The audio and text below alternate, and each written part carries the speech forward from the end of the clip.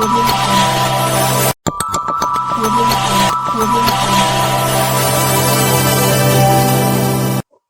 दोस्तों, मैं राजेश सिन्हा और आप देख रहे हैं न्यूज लहर पटना। दोस्तों, आज हम लोग आए हुए हैं पटना के कंकड़बाग स्थित आरकेडी कॉलेज में चल रहे भ्रष्टाचार के मामले पर बात करने के लिए। हमारे साथ हैं कॉलेज के पूर्व कर्मचारी डॉक्टर रघुवंश कुमार जी हैं। तो हम लोग आज उनसे सबसे पहले बात करेंगे। सर नमस्कार। नमस्कार। न्यूज लहर पटना में आपका हार्दिक स्वागत सर। सर, ये आरकेडी रामकृष्ण द्वारिका कॉलेज में क्या है भ्रष्टाचार का मामला सर? बात ऐसी है कि डॉक्टर जगन्नाथ प्रसाद जनवरी 2024 में रामकृष्ण द्वारिका महाविद्यालय में प्रभारी प्राचार्य के रूप में नियुक्त हुए और ये दिमाग ये बना करके कि हमको पैसा लूटना है, इन्होंने एक कमेटी बनाई नैक के लिए और वह कमेटी बना करके उसमें इन्होंने ये प्रस्ताव पारित किया कि जो एसवी सिन्हा के नाम से कोष जो है यहाँ बैंक में जमा है, सैलरी का पैसा आया था, करोड़ों में आया था, लगभग 7-8 लाख रुपया था। वो पैसा को कैसे हम लूट लें, इसके लिए उन्होंने एक प्रस्ताव पारित किया और प्रस्ताव सर्वसम्मति से पास करा करके और पैसा लूटना शुरू कर दिया। जब इसकी जानकारी माननीय कुलपति महोदय पाटलिपुत्र विश्वविद्यालय को मिला तो उन्होंने इस पर आपत्ति व्यक्त की और उन्होंने निर्देश दिया, कॉलेज को सख्त निर्देश दिया प्रभारी प्राचार्य को कि आप ऐसा ना करें, फंड का ट्रांसफर गैर कानूनी है, भविष्य में ऐसा काम आप ना करें। लेकिन ये सिलसिला चलता रहा और लगभग 9 करोड़ के लगभग ये पैसा फंड से निकाल लिए। अब हम लोग के सामने कर्मचारी जिनका पैसा था, जो राज्य सरकार से पैसा आया था, वह पैसा को ये पूरा खर्च कर दिए। अब हम लोग के साथ समस्या है कि मेरा भुगतान कैसे होगा। सबसे बड़ी समस्या यही है। उन पर जो कार्रवाई है होनी ही चाहिए, क्योंकि उन्होंने गलत किया, पैसे का गबन किया, पैसे का दुरुपयोग किया, इन पर कार्रवाई तो होना ही चाहिए। लेकिन साथ ही साथ इन जो पैसा ये निकाल लिए कोष से, एसवी सिन्हा का जो पैसा था, जो राज्य सरकार ने हम लोग के भुगतान के लिए दिया था, उसको ये मैंने गलत ढंग से खर्च कर दिए। वो पैसा मेरे फंड में, उस फंड में आना चाहिए। और मैंने जब ये जानकारी हमको मिली, जिस समय जानकारी हमको ये मिली कि पैसा का दुरुपयोग हो रहा है, मैंने माननीय कुलपति महोदय, राज्य सरकार के निर्देशक शिक्षा विभाग के मुख्य सचिव बिहार सरकार को हमने ये सूचना दिया। फिर हमने आरटीआई के माध्यम से भी ये पूछा कि जो हमने आवेदन दिया ये पैसा उस फंड में जमा करने का, उसका क्या हुआ। लेकिन आज तक इन पर किसी तरह का कार्रवाई, फंड को उसमें डालने का, पैसा उसमें वापस करने का अभी तक कोई कार्रवाई नहीं हुई। मैं मांग करता हूं राज्य सरकार से, विश्वविद्यालय से, कि प्राथमिकता के आधार पर ये जो पैसा एसवी सिन्हा कोष का पैसा ये निकाले हैं अपने खर्च के लिए, उसको उस फंड में दिया जाए ताकि वेतन भुगतान हम लोग का हो सके। क्योंकि एक बार राज्य सरकार जब पैसा दे दिया है तो फिर हम लोग को परेशानी होगी भुगतान में। इसीलिए मेरा विशेष आग्रह है सरकार से और विश्वविद्यालय से कि ये जो पैसा उन्होंने निकाला है, जिसका दुरुपयोग किया है, वह पैसा उस फंड में दिया जाए। यही मेरा मुख्य डिमांड है और इन पर जो कार्रवाई है, कार्रवाई होनी चाहिए। बहुत बढ़िया सर, आपने बात की। लेकिन सर, एक और बात जो इसमें रुकावट डाल रही है कि जो ये रामकृष्ण द्वारिका महाविद्यालय के जो पूर्व प्राचार्य हैं, मतलब डॉक्टर जगन्नाथ प्रसाद, वो भाजपा के भी प्रदेश संयोजक है कुछ वाणिज्य प्रकोष्ठ के। तो सर, उसका कुछ प्रभाव यहाँ नहीं हो रहा है ना? प्रभाव तो हो ही रहा है। प्रभाव इस तरह से हो रहा है कि इन पर आज नहीं, बहुत पहले ही सिंडिकेट से निर्णय हो गया था कि इन पर एफआईआर किया जाए, इनका संपत्ति को अटैच किया जाए और आर्थिक अपराध इकाई से इसका जांच किया जाए। लेकिन विश्वविद्यालय इस पर सख्ती नहीं बरता, बल्कि उस जो अपने ही जो निर्णय था, सिंडिकेट का निर्णय था, उस निर्णय को झाँप दिया। कहीं न कहीं प्रभावित हुआ और वह भाजपा से प्रभावित हुआ, या कैसे प्रभावित हुआ ये कुलपति महोदय बतला सकते हैं। सवाल उठता है कि आज तक इनका आर्थिक अपराध इकाई से जांच क्यों नहीं हो रहा है। और दूसरा सवाल एक और उठता है कि जब 24 में 5/3/24 को चिट्ठी निकला प्रिंसिपल को, प्रभारी प्राचार्य को, कि आप ऐसा ना करें, लेकिन उसके बावजूद ये पैसा निकालते रहे, तो विश्वविद्यालय मौन होकर कैसे देखते रहा।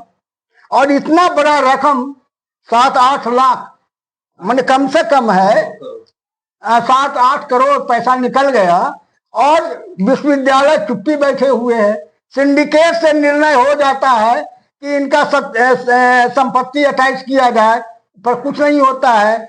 इनका जो अभी एफआईआर हुआ है, इस एफआईआर के पहले भी एफआईआर का निर्णय हुआ था, बहुत पहले निर्णय हुआ था, वो क्यों नहीं हो रहा था। कहीं न कहीं विश्वविद्यालय या जो भाजपा के नेता लोग थे इनको सेफ्टी दे रहे थे, और ऐसे भरवली भी कहते हैं कि मेरा कुछ नहीं कोई बिगाड़ सकता है। और इन्होंने साबित कर दिया कि करोड़ों रुपया इन्होंने लूट लिया और अभी तक इन पर कोई माने सही कार्रवाई नहीं हो रही है। एफआईआर हुआ, बहुत दिन तक थाना में रह गया, ये मामला थाना में रह गया, एफआईआर एक्सेप्ट नहीं हुआ। बहुत प्रयास करने पर अपनी बात को लोग, विद्यार्थी परिषद का भी जो लोग था, जो छात्र संघ के नेता थे, उन लोग भी जाकर के अपनी बात को वहां रखे हैं, तब जाकर के फिर इन पर एफआईआर हुआ है। तो ये बतलाता है कि कहीं न कहीं इनको संरक्षण है, इनके जो पार्टी से जुड़े हुए लोग हैं इनको संरक्षण दे रहे हैं, मैं यही समझता हूँ। बहुत बढ़िया सर। हमारे साथ इसी मुद्दे पर बात करने के लिए पाटलिपुत्र विश्वविद्यालय छात्र राजद के अध्यक्ष उपेंद्र कुमार यादव हैं, हम उनसे बात करेंगे। उपेंद्र जी, सबसे पहले न्यूज लहर पटना में आपका हार्दिक स्वागत। सर, हमें जरा इस बारे में जरा डिटेल से बताएं। जहाँ तक देखिए, जो भी हमारे सर ने जो बताए थे, उस मुद्दा को उठाने के लिए हम लोग, जैसे डॉक्टर जगन्नाथ प्रसाद गुप्ता, जो कि हमारे महाविद्यालय में, रामकृष्ण द्वारका महाविद्यालय में जनवरी 2024 को उन्होंने यहाँ पर कार्यभार एक प्राचार्य के रूप में संभाला। तब से ही उन्होंने मतलब कॉलेज कैंपस का माहौल इस तरह से बनाया कि वहाँ पर लूटपाट, एक दूसरे से फूट करना, एक दूसरे पर ब्लेम करना, ये सारे चीज़ों को हमेशा वो बनाते रहे हैं। और पैसा का गमन करने के लिए उन्होंने अपने कमेटी के द्वारा एक नेक के नाम पर कार्य किया, जो कि उस चीज़ को कोई मतलब नहीं निकलता था, और पैसा का वहाँ पर लूटपाट करते रहे, निरंतर लूटपाट करते रहे। और बच्चों पर भी उन्होंने बहुत सारा दबाव डाला, एक दूसरे पर मतलब कि कहते थे कि कॉलेज में तुम आ नहीं सकते हो, कॉलेज में तुम जा नहीं सकते हो, तुम यहाँ का स्टूडेंट नहीं हो, ऐसा वैसा चीज़ के लिए हमेशा उन्होंने रोक लगाते रहा। तो हमने भी सर से बोला कि सर ऐसा चीज़ के लिए किस लिए, मतलब ऐसा चीज़ के लिए क्यों होना चाहिए। तो उन्होंने बोला कि इस चीज़ को तुमको क्या ज़रूरत है।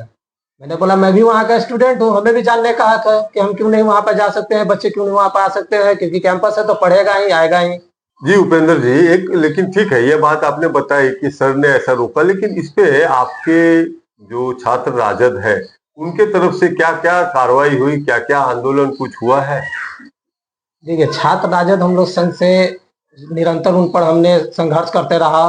उनको हमने जैसे बच्चों से अतिरिक्त शुल्क, जैसे कि मानिए प्रोस्पेक्टस के नाम पे, एग्जाम शुल्क के नाम पे, लेट फाइन के नाम पे, मतलब निरंतर बच्चे से वहाँ से पैसा को वो वसूली करते रहे।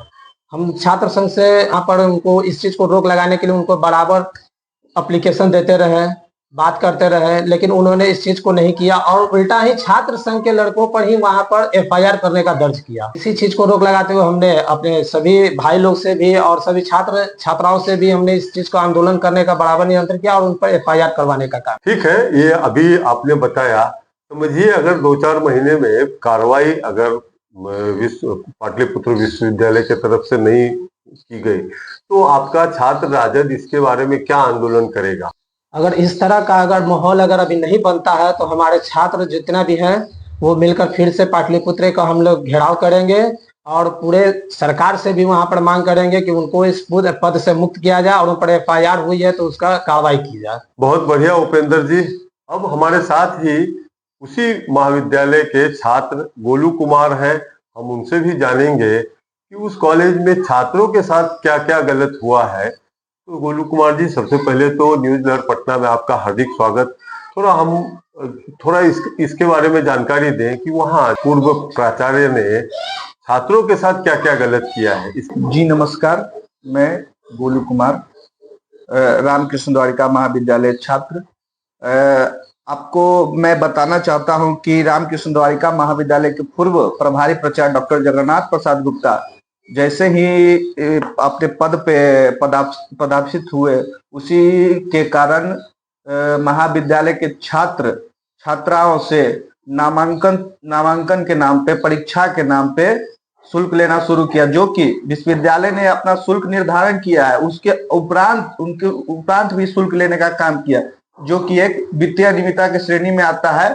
और हम लोग जो छात्र हैं उनका विरोध किए, इस बात को रखे पहले कि सर ये सब चीज गलत है, ये सब चीज नहीं कीजिए। ये छात्र यहाँ पे गरीब गुरबे के बाल बच्चे पढ़ने आते हैं, यहाँ पे सर कोई अंबानी अडानी का बच्चा रामकृष्ण द्वारिका महाविद्यालय में पढ़ने नहीं आता है, इसे तो यहाँ शुल्क अतिरिक्त विश्वविद्यालय के शुल्क के खिलाफ अतिरिक्त शुल्क यहाँ के छात्र नहीं देंगे। तो उन्होंने कहा कि जो जाओ, तुमको जहां जाना है जाओ, राजभवन जाओ, ये लिखो वो लिखो, हम ये सब चीज नहीं करेंगे। तो हम लोगों ने वहां पे आंदोलन भी किया, वीसी से भी मिला।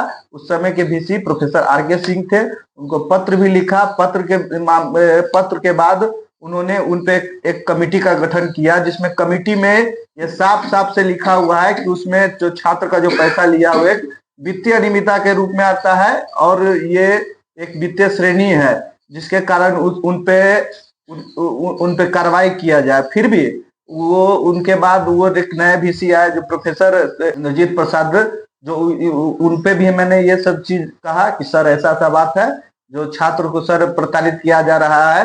प्रोस्पेक्टस के नाम पे 500, परीक्षा शुल्क के नाम पे, अतिरिक्त शुल्क के नाम पे 200, कॉस्ट ऑफ रेविडेंस के नाम पे, रजिस्ट्रेशन शुल्क के उपरांत भी 200, 300, 500 लेने का काम किया, जो कि सही नहीं था। बहुत बहुत धन्यवाद गोलू जी, बहुत बहुत धन्यवाद आपको भी रघुवंश सर, आपको भी छात्र राजद नेता उपेंद्र जी। दोस्तों, हम ऐसे ही मुद्दे को निरंतर उठाते रहेंगे और आपको भी यह विश्वास दिलाते हैं कि आरकेडी के पूर्व प्राचार्य डॉक्टर जगन्नाथ प्रसाद द्वारा किए गए भ्रष्टाचार के मुद्दे को हम निरंतर उठाते रहेंगे।